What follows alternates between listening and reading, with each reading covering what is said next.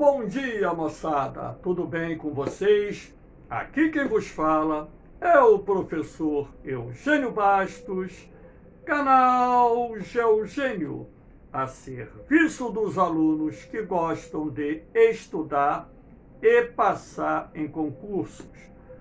Moçada, no nosso encontro de hoje, eu irei falar sobre a crise energética na Europa e estabelecer uma relação com a retomada dos investimentos para ampliação da geração de energia nuclear.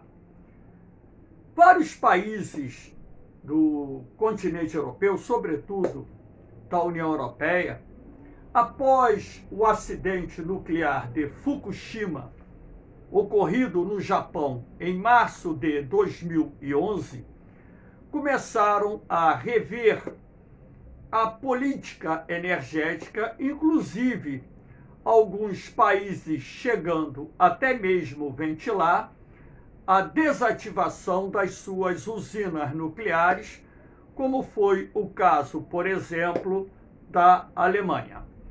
Mas, em função da guerra travada entre a Rússia e a Ucrânia, em razão das sanções econômicas impostas pela União Europeia à Rússia, e também em razão da Rússia ter reduzido o fornecimento de gás natural liquefeito, o GNL, e também petróleo para países europeus, isso acabou desencadeando o início de uma crise energética, razão pela qual os países, os governos dos países da União Europeia se veem obrigados a desenvolverem políticas energéticas alternativas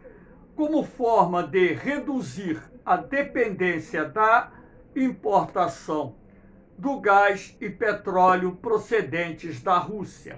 E uma das alternativas encontradas e que estão sendo debatidas nas últimas semanas em vários países da Europa é justamente ampliar os investimentos na energia nuclear, como forma de garantir não só o suprimento de energia elétrica, assim como também reduzir essa dependência do gás e petróleo russo. Claro que não é uma medida isolada, é uma medida que vem sendo estudada por vários países da União Europeia e que vem também acompanhada de investimentos em outras fontes de energia, como, por exemplo, biogás, a ampliação dos investimentos em energia eólica, energia fotovoltaica, que é a energia solar, também ampliação dos investimentos para o desenvolvimento do hidrogênio verde e tantas outras fontes de energia que estão sendo alavancadas como forma não só de reduzir essa dependência que vários países da Europa têm em relação à importação do gás e petróleo procedentes da Rússia, assim como também caminhar na direção daquilo que ele se propõe fazer, que é o chamado carbono neutro até o ano de 2050. Espero que vocês gostem do nosso encontro.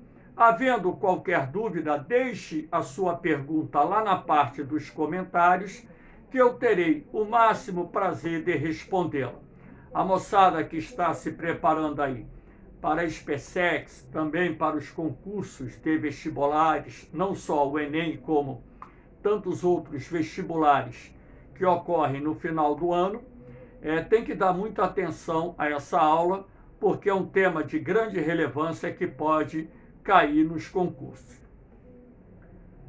Aqui nós temos, por exemplo, as exportações de gás natural liquefeito da Rússia em bilhões de metros cúbicos. Então, para que vocês tenham uma ideia, dentre os países aqui citados, nem todos são países europeus, né? Mas se destaca aqui como o maior importador de gás procedente da Rússia, a Alemanha, com 42,6 bilhões de metros cúbicos de gás natural liquefeito. Então, uma importação gigantesca que você não substitui da noite para o dia. Em segundo lugar, aparece aqui a Itália com 29,2 bilhões de metros cúbicos. A Belarus com 18,8 bilhões. A Belarus é aliada da Rússia, então aí não tem problema nenhum, o suprimento está garantido. A Turquia, que tem uma parte do território na Europa e a maior parte no continente asiático, em quarto lugar com 16,2 bilhões de metros cúbicos. A Holanda com 15,7 bilhões de metros cúbicos. A Hungria com 11,6 bilhões de metros cúbicos. O Cazaquistão está fora, está lá na Ásia, 10,2 bilhões de metros cúbicos. Depois vem a Polônia com 9,6 bilhões de metros cúbicos.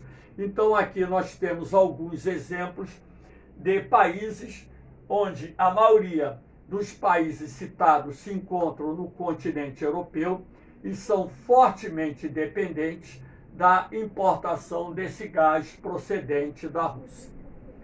Então, lembrando que existem vários gasodutos que partem da Rússia em direção à Europa Oriental, à Europa Central e à Europa Ocidental, razão pela qual essas sanções econômicas que estão sendo impostas pelos países da União Europeia, elas estão sendo acompanhadas de medidas retaliativas adotadas pelo governo da Rússia. Isso era de se esperar e a sorte nesse momento, entre aspas, é que o hemisfério norte está no verão. Então é uma época do ano em que a demanda por gás é menor, não só gás, carvão, petróleo é menor. Agora, a partir do momento em que o inverno se aproxime e essa demanda por gás aumente, então essa crise energética lá na Europa poderá se agravar, eu acredito até que se agrave, caso eles não consigam, num curto espaço de tempo, e eu acredito que eles não vão conseguir, reverter essa situação da forte dependência que alguns países têm em relação à importação de gás e petróleo russo. Aqui nós temos a dependência do petróleo procedente da Rússia. Então, aqui na verdade nós temos os países da Europa e a dependência. Então, aqui nós temos 83% do petróleo consumido na Lituânia provém da Rússia. Então, a Lituânia é um dos países da OTAN, fazendo parte também da União Europeia. A Finlândia com 80%. A Finlândia acabou de pedir o ingresso na OTAN. É um país que tem fronteira com a Rússia. A Eslováquia com 74%. A Polônia 58%. A Hungria 43%. A Estônia 34%. A Alemanha 30%, a Grécia 29%, Noruega 25%, Letônia 24%, Bélgica 23%, Holanda 23%, República Tcheca 21% e por aí vai. Então, moçada, se nós trabalhássemos com um padrão médio, cerca de aproximadamente 34% do petróleo que abastece a Europa, ou seja, os países da União Europeia, não a Europa como um todo, vamos trabalhar aqui os países da União Europeia, procedente da Rússia. Então, essa forte dependência não se limita única e exclusivamente ao gás natural, havendo também uma forte dependência do petróleo. Agora, a respeito do petróleo, é até mais fácil você substituir. Para isso, seria preciso, primeiro, que os países da União Europeia que estão impondo sanções econômicas contra a Venezuela suspendessem essas sanções econômicas, formalizassem acordos econômicos com o governo venezuelano, deixando essa questão política e ideológica de lado para atender os interesses econômicos, ou simplesmente formatar novos acordos comerciais, sobretudo com os países do Oriente Médio, de onde provém a maior parte do petróleo que abastece o mercado internacional, para aumentar o suprimento de petróleo para o continente europeu. Isso poderia ser feito e, dessa forma, seria mais fácil, no caso do petróleo, a redução da dependência da importação do petróleo russo. Mais fácil, que eu digo assim, em tese, porque também você não eleva a produção de petróleo da noite para o dia, dependendo de algumas situações, são necessários investimentos, e também a logística de produção e escoamento, ela também requer grandes investimentos, mas seria mais fácil, num primeiro momento,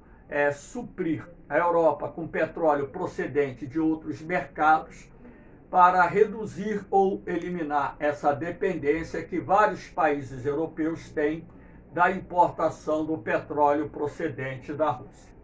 Então, um dos caminhos, já que o objetivo dessa aula é justamente abordar essa questão da crise energética na Europa e a energia nuclear, estabelecer, uma relação com a retomada da ideia de ampliar a capacidade de geração de energia nuclear como um dos caminhos a serem percorridos no sentido de reduzir essa dependência energética que os países da União Europeia têm em relação à Rússia, até mesmo porque essa guerra entre a Rússia e a Ucrânia está deixando cicatrizes, e essas cicatrizes elas ficarão abertas, ou essas feridas ficarão abertas durante um período que a gente não sabe dimensionar, ou seja, mensurar. Então, um dos caminhos seria justamente a retomada em investimentos na energia nuclear. Já existe até uma corrente que já fala que a energia nuclear é uma fonte de energia renovável.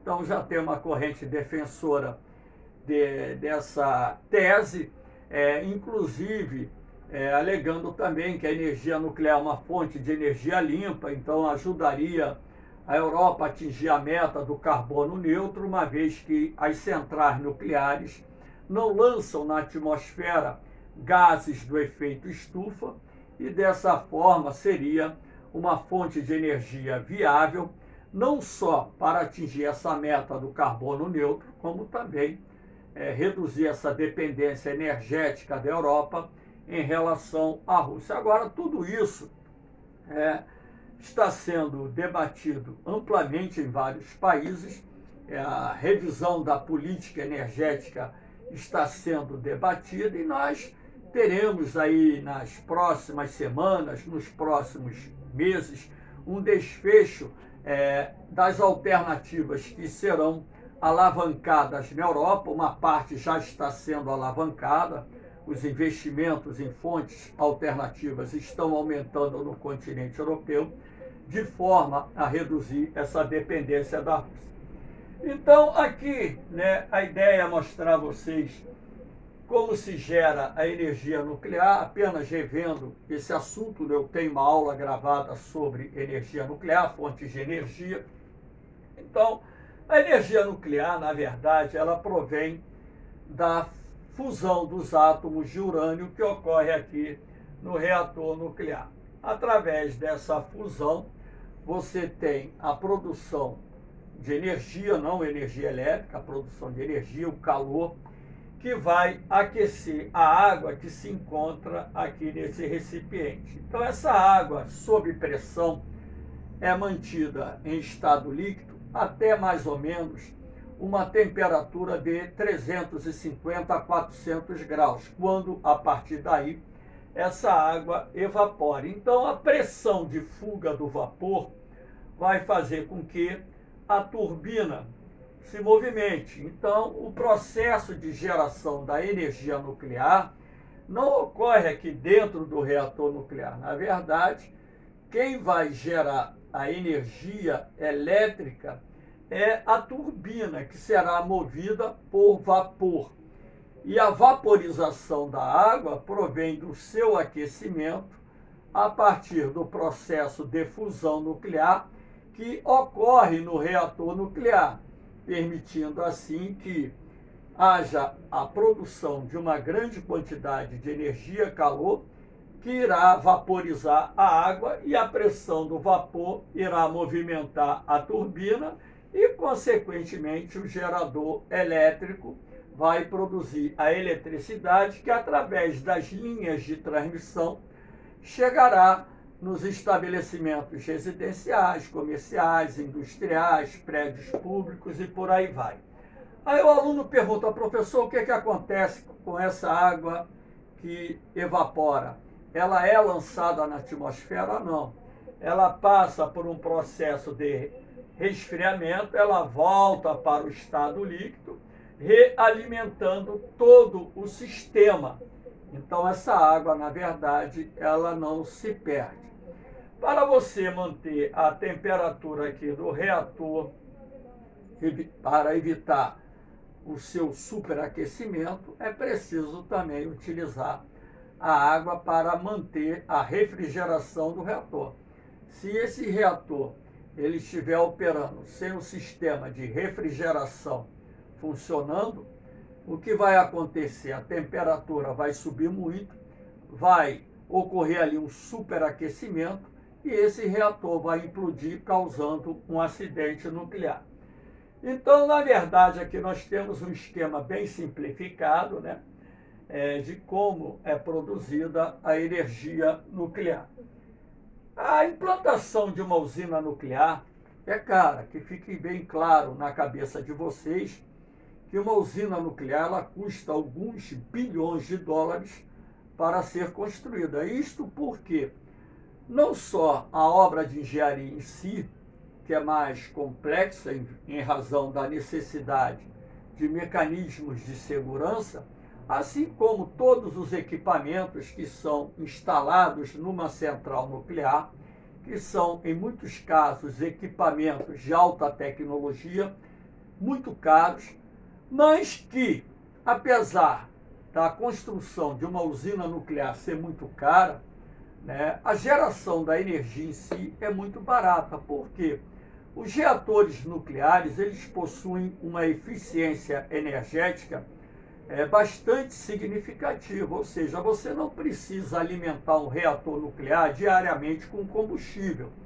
ou seja, você não precisa acoplar no reator nuclear as varetas que possuem as pastilhas de urânio enriquecidas para que haja o processo da fusão nuclear. Essas varetas que possuem essas pastilhas de urânio enriquecido são substituídas, em média, dependendo, claro, do reator, a cada 6 meses ou até um período mais amplo. Então, você tem uma eficiência energética muito grande, que é uma vantagem da energia nuclear, o baixo custo de geração, ou seja, o quilowatt gerado numa central nuclear, é competitivo, em razão da eficiência energética de um gerador nuclear. Também há de se destacar que as usinas nucleares, elas não precisam de muito espaço, elas podem ser construídas próximas aos centros consumidores, que são outras vantagens que podem ser destacadas para a geração desse tipo de energia. Aqui eu coloquei uma relação de países que apresentam uma dependência do setor elétrico das centrais nucleares. Aqui não é a matriz energética, aqui é a matriz elétrica, a geração de eletricidade. Então você observa aqui, a França, dentro desse conjunto de países, ela depende aproximadamente 75, 77% da energia elétrica gerada naquele país provém das suas centrais nucleares. A França tem mais ou menos, se não me falha a memória, 55 centrais nucleares em operação. A Ucrânia aparece aqui em segundo lugar dentro desse gráfico, né, com 47% da sua energia elétrica procedente das centrais nucleares. A Ucrânia possui 15, vamos dizer assim, reatores nucleares operando. Temos aqui a Eslováquia com aproximadamente 45%, a Hungria com 43%, 44%, a Bélgica um pouquinho dentro desse patamar, 43% da energia elétrica procedente de centrais nucleares e por aí vai. Na verdade, existem vários países europeus que desenvolveram a energia nuclear para fins pacíficos. Eu não citei aqui a Lituânia, por exemplo. Se eu tivesse que colocar aqui a Lituânia, 90%, mais de 90% da energia elétrica procedente ou produzida na Lituânia provém de centrais nucleares. Então, a energia nuclear ela passa a ser uma das alternativas viáveis que podem ser utilizadas para enfrentar justamente essa crise energética. Agora, aquilo que eu disse anteriormente, a ampliação da capacidade de geração de energia nuclear, a retomada de construção de usinas nucleares, isso demanda tempo, isso não é feito da noite para o dia. Então, a construção de uma central nuclear leva alguns anos. Então, é uma medida que deve ser estudada para frente, vamos dizer assim, não para uma resolução do problema imediato.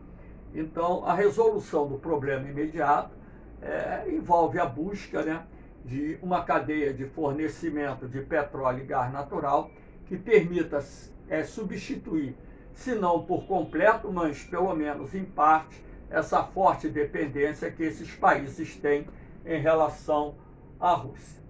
Aqui nós temos, né, para que vocês tenham uma ideia, né, dos críticos da energia nuclear, o acidente de Chernobyl. Aqui temos a parte da usina de Chernobyl, lá na Ucrânia, que em meados da década de 1980, o reator implodiu em função de uma falha humana, causando o que é considerado por muitos o mais grave acidente nuclear até então ocorrido em nosso planeta, que causou aí a morte de um determinado número de pessoas que a gente não tem ideia, porque a Ucrânia na época fazia parte da União Soviética. A União Soviética era um país de regime fechado, e as informações que saíram da União Soviética por ocasião da época do acidente não retrataram, né, a verdadeira dimensão da gravidade desse acidente. O que a gente sabe é que foi um acidente grave, que contaminou muitas pessoas, que a radiação se espalhou por vários países do continente europeu e que até hoje existem pessoas que estão contraindo câncer, que estão desenvolvendo leucemia, pessoas que tiveram filhos que sofreram mutações genéticas, e também animais, não só terrestres, mas também aquáticos, que sofreram mutações genéticas em função da contaminação procedente da radiação que foi lançada na atmosfera no incêndio que sucedeu à implosão do reator de Chernobyl. Então, esse reator de Chernobyl ele foi sepultado por uma camada de concreto muito grande. Essa região aqui ela não poderá ser ocupada durante um longo período. Estima-se que entre 1.000 a 3.000 anos essa área aqui não poderá ser ocupada.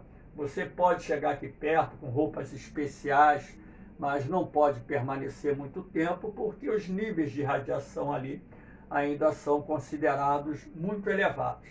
Então, o acidente de Chernobyl, na antiga União Soviética, Ucrânia, o acidente de Fukushima, no Japão, em 2011, são considerados os dois mais graves acidentes nucleares, razão pela qual se questiona muito essa ideia de governos da Europa em retomar os seus programas nucleares, ampliar a capacidade de geração de energia nuclear e desistir da desativação de centrais nucleares, como já tem sido pensado, principalmente pela Alemanha, um país que decidiu abrir mão da energia nuclear. Agora vamos ver se eles vão retornar a um programa nuclear mais consistente em função dessa crise energética.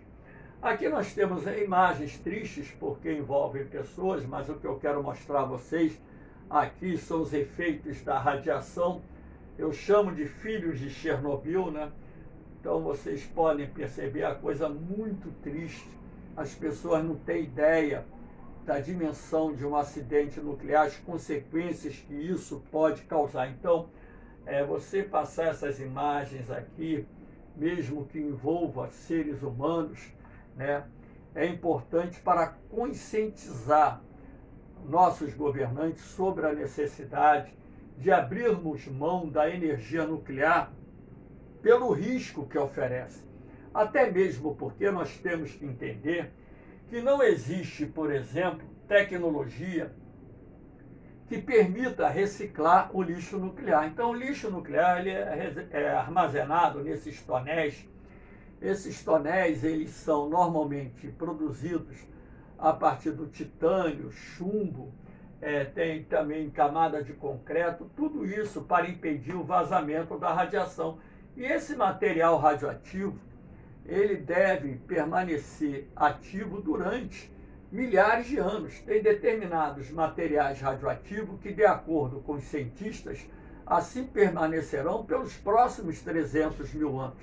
Como não há tecnologia de reciclagem para o lixo nuclear, isso acaba se transformando numa espécie de bomba relógio, porque a quantidade de lixo nuclear acumulada em vários países do mundo aumenta ano a ano. Se o homem não conseguir, ou a ciência não conseguir, desenvolver tecnologias que possibilitem a reciclagem por completo do lixo nuclear, nós estaremos criando de fato uma bomba relógio para as futuras gerações.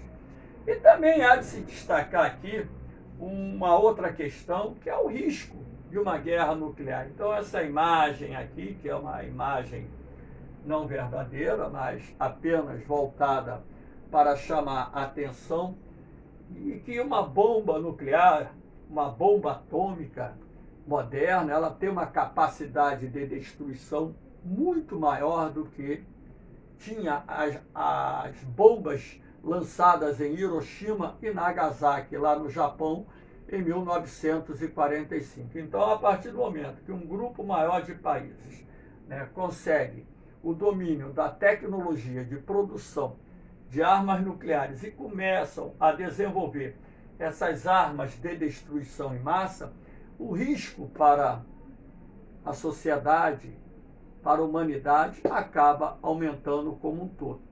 Apesar também de considerar que as armas nucleares, de certa forma, têm garantido a paz entre as grandes potências militares do planeta, porque seus governantes sabem que uma guerra nuclear iria causar um caos no planeta, provavelmente levaria à extinção, se não por completo, quase por completo, da raça humana, né?